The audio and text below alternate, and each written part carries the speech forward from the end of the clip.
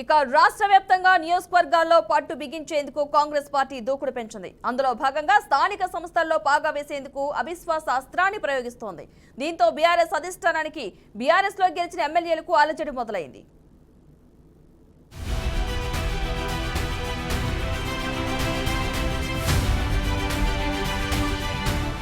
పదేళ్ల తర్వాత రాష్ట్రంలో అధికారంలోకి వచ్చిన కాంగ్రెస్ మరింత బలపడేందుకు ఎత్తులు వేస్తోంది.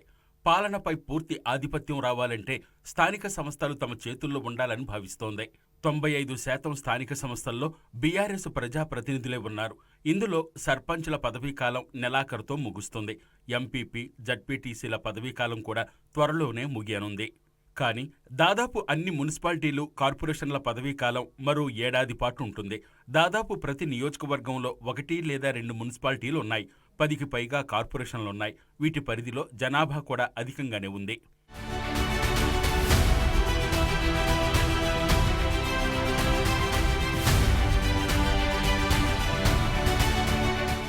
జంట నగరాల పరిధిలోని వివిధ కార్పొరేషన్లలో సుమారు 2 కోట్ల మంది ఓటర్లున్నారు.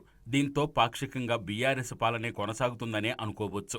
ఈ నేపథ్యంలో వీలైనంత ఎక్కువ మున్సిపాలిటీలు, కార్పొరేషన్లలో అవిశ్వాస తీర్మానం పెట్టి అసంతృప్తుల అండతో కాంగ్రెసు జెండా ఎగురవేయాలని నాయకులు యోచిస్తున్నారు. అందులో భాగంగానే కోమటిరెడ్డి వెంకటరెడ్డి ఇలాకాలోని నల్గొండ మున్సిపల్ కార్పొరేషన్ బోణీ కొట్టింది.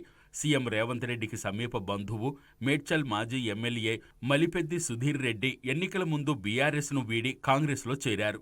మలిపెద్ది సుధీర్ రెడ్డికున్న అనుచర వర్గంతో మేడ్చల్ నియోజకవర్గంలోని బోడుప్పల్, పీర్జాదిగూడ, పోచారం, గట్కేసర్ మున్సిపాలిటీలను దక్కించుకునేందుకు పావులు కదుపుతున్నారు.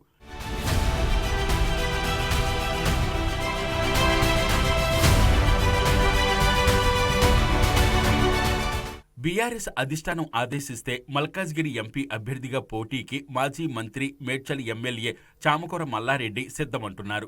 ప్రజాపాలనలో మల్లారెడ్డి భూ కబ్జాలపై ఫిర్యాదులు రావడం, ప్రజాభవన్ గోడలపై కబ్జాల వివరాలతో వాల్ పోస్టర్లు వెయ్యడం సర్వత్రా చర్చనీయాంశమైంది.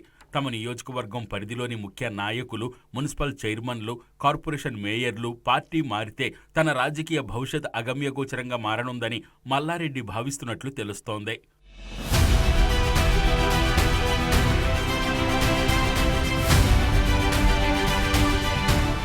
మరోవైపు మల్కాజ్గిరి ఎంపీ సీటును కోరుతున్న మాజీ మంత్రి మల్లారెడ్డికి సీటు దక్కితే పరిస్థితులు ఎలా ఉంటాయన్నది ఆసక్తికరంగా మారింది.